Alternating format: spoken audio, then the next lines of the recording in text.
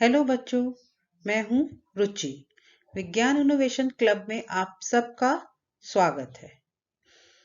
मेरा उद्देश्य है आपके शिक्षण कार्य को सुचारू रूप से चलाना। तो आइए शुरू करते हैं आज की क्लास। एक दृश्य मैं आपको दिखाती हूँ। क्या है ये? यह एक चिड़िया है जो लगातार अपने पंखों को हिलाते हुए उड़ रही है। नेक्स्ट वीडियो में देखते हैं हम। ये क्या है? यह एक मछली है जो तैर रही है। यह देखिए, यह एक और दृश्य है। इसमें एक गैंडा है जो दौड़ रहा है। तो इन तीनों ही दृश्यों में एक चीज समान थी, चाहे वो चिड़िया उड़ रही थी या मछली तैर रही थी या यह एक गैंडा जो दौड़ रहा है। तीनों ही स्थितियों में एक समानता क्या है? वो ये है कि इनके स्थान में परिवर्तन हो रहा है। ये एक स्थान से दूसरे स्थान पर जा रहे हैं। तो इसी को हम कहते हैं गति, मोशन। यही है हमारा आज का पाठ। आज हम पढ़ने वाले हैं गति यानी कि मोशन के बारे में। तो सबसे पहले हम जानते हैं दो तरह की अवस्थाएं होती हैं, विराम की अवस्था और गति की अवस्था। क्या अंतर होता है इन दोनों अवस्थाओं में? विराम की अवस्था ये है, जो मैंने दो उदाहरण आपके सामने रखे हैं। यह एक कुर्सी है जो एक स्थान पर रखी हुई है। यहाँ पर दूसरे चित्र में यह एक पंखा है जो इस समय चल नहीं रहा। तो ये अवस्था जिसमें ना तो वस्तु की स्थिति में परिवर्तन हो रहा है, ना ही वो अपने स्थान पर रह के किसी भी प्रकार की गति कर रहा है, यह कहलाती है विराम की अवस्था। अब हम दूसरी अवस्था को देखेंगे।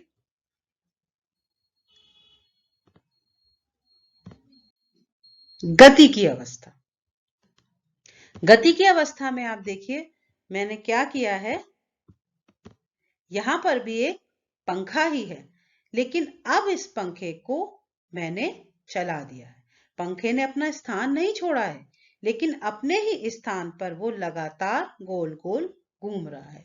तो ये परिस्थिति जिसमें कि वस्तु अपने ही स्थान पर घूमे या एक स्थान से दूसरे स्थान की ओर चले, तो वो कहलाती है गति की अवस्था। अब हम जानेंगे गति के प्रकार। गति के कई प्रकार होते हैं, जिसमें से कुछ आज हम पढ़ने वाले हैं। पहला है सरल रेखीय गति। जब कोई वस्तु सीधी रेखा में गति करती है तो उसकी गति सरल रेखीय गति कहलाती है। क्या कहलाती है? सरल रेखीय गति। जैसे कि सड़क पर दौड़ते हुए वाहन की गति, दौड़ते हुए खिलाड़ी की गति। ये कुछ उदाहरण हैं सरल रेखीय गति की। आप भी अपने आप बहुत से उदाहरण सोच सकते हैं। दूसरा प्रकार है आवृत्ति गति। जब कोई गति करती हुई वस्तु एक निश्चित समय के बाद अपनी गति को दोहराती है तो उसकी गति आवृत्ति गति कहलाती है। जैसे सूर्य के चारों ओर पृथ्वी की गति, घड़ी की सुइयों की गति, घड़ी में लटके पेंडुलम की गति आदि।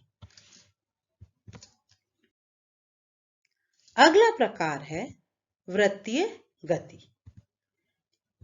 जब कोई वस्तु किसी निश्चित बिंदु के चारों ओर एक निश्चित दूरी तक वृत्ताकार मार्ग पर चक्कर लगाती है तो उसकी गति वृत्तीय गति कहलाती है।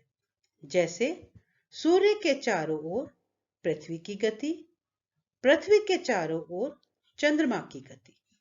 यह एक दृश्य है जिसमें आप देख सकते हैं कि इसमें बीच में सूर्य है और उसके चारों ओर पृथ्वी घूम रही है।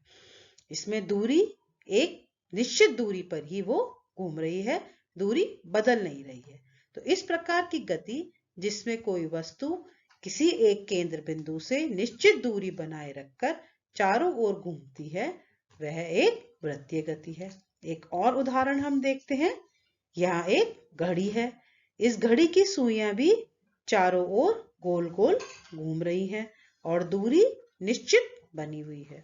तो यह हो गए वृत्तीय गति के उदाहरण। अगला है हमारा घूर्णन गति। जब लट्टू को जमीन पर घुमाया जाता है तो वह अपनी दूरी पर घूमने लगता है। इस गति को घूर्णन गति कहते हैं। इस प्रकार घूर्णन गति की परिभाषा क्या हुई? जब कोई वस्तु अपनी धुरी या अक्ष के चारों ओर घूमती है तो उसकी गति घूर्णन गति कहलाती है। जैसे कि बर्तन वाले कुम्हार के चाक की गति। दिख रही है ये? यहाँ पर क्या है?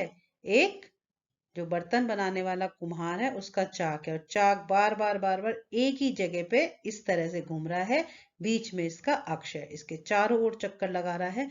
तो यह किस प्रकार की गति हुई? घूर्णन गति। ऐसे ही लट्टू देखिए, ये इस तरह से गोल गोल गोल गोल नहीं घूम रहा जैसे अभी हमने पृथ्वी और सूर्य का दिखाया था, वो ऐसे गोल घूम रहा था। ये एक ही जगह पर ऐसे ऐसे ऐसे ऐसे घूम रहा है। तो घूर्णन गति और आपकी वृत्तीय गति में अंतर होता है। घूर्णन गति में अक्ष के चारों ओर चक्कर लगाते हैं, जबकि वृत्तीय गति में एक निश्चित बिंदु से थोड़ी दूरी पर स्थित होकर ही वस्तु घूमती है। दोलन या कंपन गति। जब कोई वस्तु अपने मध्य स्थिति के दोनों ओर गति करती है तो उसकी गति दोलन गति कहलाती है। जैसे दीवार घड़ी के पेंडुलम की गति। एक ये मिड पॉइंट है, इसके दोनों तरफ बराबर ऐसे ऐसे दोनों तरफ दोनों ओर यह पेंडुलम घूम रहा है। तो यह गति क्या हो गई? दोलन गति। एक और उदाहरण लेते हैं हम। झूले में झूलते बच्चे की गति। यह बच्चा भी मध्य बिंदु के दोनों ओर इसका झूला जा रहा है। इस प्रकार की गति को दोलन गति कहते हैं। तो आज हमने क्या क्या पढ़ा गति में? हमने जाना विराम की अवस्था, गति की अवस्था। गति के प्रकार कौन कौन से हैं? सरल रेखीय गति, आवर्ती गति, घूर्णन गति, दोलन या कंपन गति और वृत्तीय गति। आशा करती हूं आज का पाठ आपको अच्छी तरह समझ में आया होगा।